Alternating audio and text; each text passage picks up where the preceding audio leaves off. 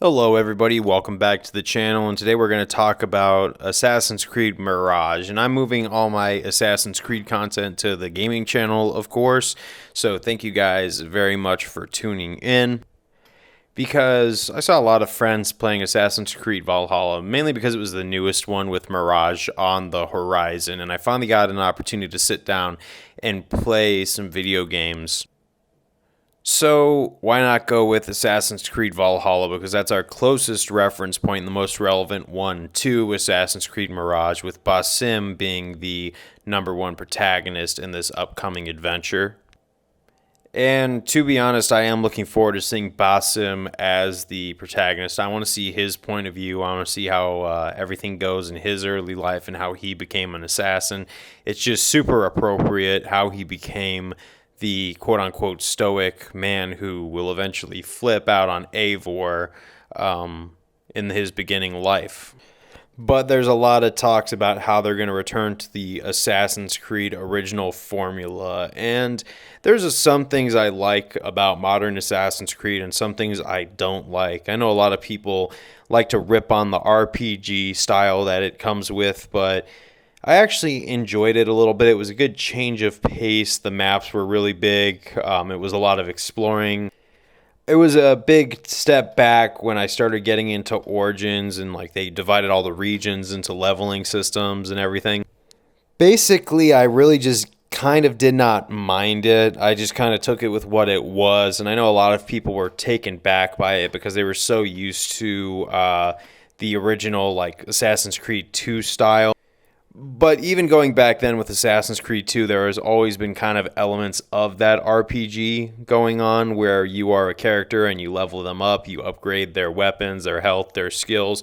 So there's always been kind of a thing with RPGs. I think it's just the level walls that really threw people off and got people to start criticizing it, because people like to throw these big terms like, oh, it was never supposed to be an RPG. I think it was always kind of an RPG, or at least a little bit in its early stages, and then it evolved into what it was, which is so much more apparent now that you have those level walls. And I wanted those level walls to kind of go away in Valhalla, but they kind of didn't. They just changed the format, and now you have to be a certain power level, which is basically the same thing.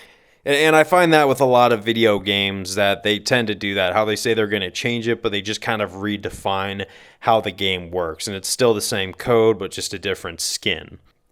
But the two things that I'm really hoping they change with Assassin's Creed Mirage, definitely how long the game is going to be, and I definitely want to see a more diverse environment, because Valhalla was super long, and restarting the game is kind of overwhelming, knowing just how much DLC there is now, how much you have to go through, the later DLCs, what they mean, and just how many different story arcs are compacted into this one Valhalla main game alone. I remember playing through this and getting tired of doing the same thing over and over again, just because it was kind of a rinse and repeat, and it was super duper long. And it's kind of upsetting because there were some points in this story where I legitimately said, wow, this game's really picking up emotional steam, and you see the conflict between the Viking era and the Assassin's Code and how those two ideologies conflict. And then it really bled into how Eivor conflicts with his Odin alter ego. So I don't want to say that the story was bad, because it really wasn't. And it actually was very tied to Norse mythology, way deeper than people want to give it credit for. So I don't want to throw the baby out with the bathwater in this sense, but definitely a super long game nonetheless. And if they would have sort of gotten rid of the clans and getting them all under the Raven clan and everything, and then just kind of stuck to hunting down Order of the Ancients and then going through with the mythology campaign, I think it would have been a lot shorter, and then they could have taken the Valhalla final mission over and kept all that really good moments of the game, compact it all into one, and just kind of not spread it out so much, because that made the game a lot longer than it needed to be. So when Mirage says it's going to go back to its old Assassin's Creed roots, I mean, that would not be a bad idea, 12 sequences, but I wouldn't mind just a more condensed version of this kind of style. because the game plays fluid. The collectibles are pretty out there. I actually like the amount of collectibles that you could get in this recent trilogy. And if they're going to separate different sections of Baghdad into leveling, I really wouldn't mind.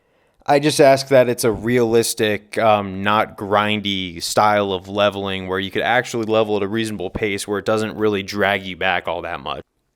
And I'm pretty positive about the environment that this game is going to bring along, because there's a lot more room for a vibrant city of, I think it's 9th century Baghdad.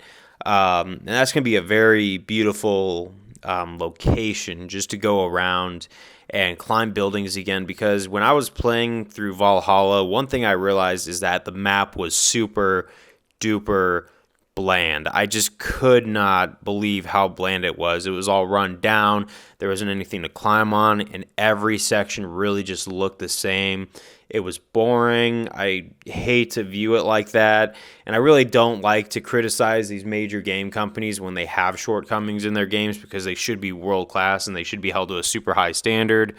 But, sometimes I just got to put that feeling bad about putting them down. It was a really bad map. It was boring. There wasn't a whole lot going on around it. I mean, I get it. It's England in those dark ages. But to be fair, it just was not a good time for any sort of running, jumping, climbing, the kind of Assassin's Creed thing that goes on, because you didn't have a whole lot to climb all over, and it took away from the experience. And other than the hood, it really would have just been another Viking simulator. No assassinations, no jumping from high altitudes. A lot of it was really just running around, blowing your horn and kind of sneaking a little bit, but sometimes there really was no need to. Over here, especially when you watch the trailer of Assassin's Creed Mirage, where he's coming from a park bench using red smoke, jumping all over the place, climbing up buildings, you start to see that they're hinting at that. This is what Assassin's Creed is going to go back to, is that old feeling of running on buildings. That might just be what they mean, because I mean this in the best way possible. Sometimes there's a way they advertise these games, and then when you play them, you actually see.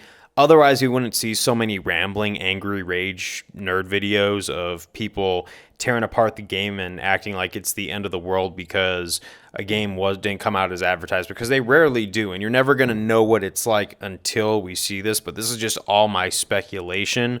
I do actually foresee that they are going to go back to the running, jumping, climbing, a lot of things to climb on, because the past 3 games there's been a lot of wilderness where there's not a whole lot to jump on top of.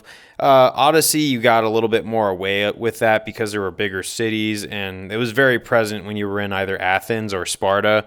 But for Valhalla, there was basically nothing. It was all just Viking settlements and some ruins, but there was basically 0 to none climbing or any sort of synchronization that really set Assassin's Creed, in my opinion. But I think Mirage, we're going to see a lot more than that. I'm very optimistic for this game. I'm not necessarily going to tear it down. I might expect it to keep the same button formula, which I don't mind, because the new combat system that they've used for the past 3 games, I have not really had a problem with. I do understand the leveling, like I said. I do understand that the past few maps have had a lot of dead areas in it.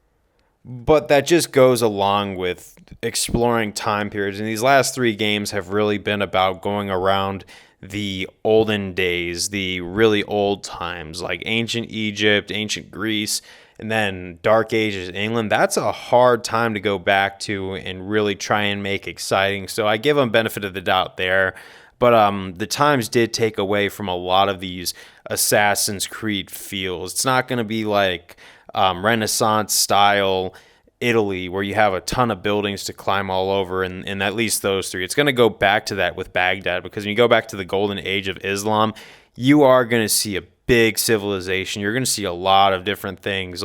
It's going to be a very prehistoric time. It was going to be a prehistoric time that had a lot of stuff to offer. Where life really had a lot of culture. It had a lot of things to do, and I'm expecting them to make full use of all that. And I'm actually overall really looking forward to this game. I want to make more videos on this because this is what gets clicks. A lot of people are interested. The anticipation for this game is building up because every month we get closer and closer.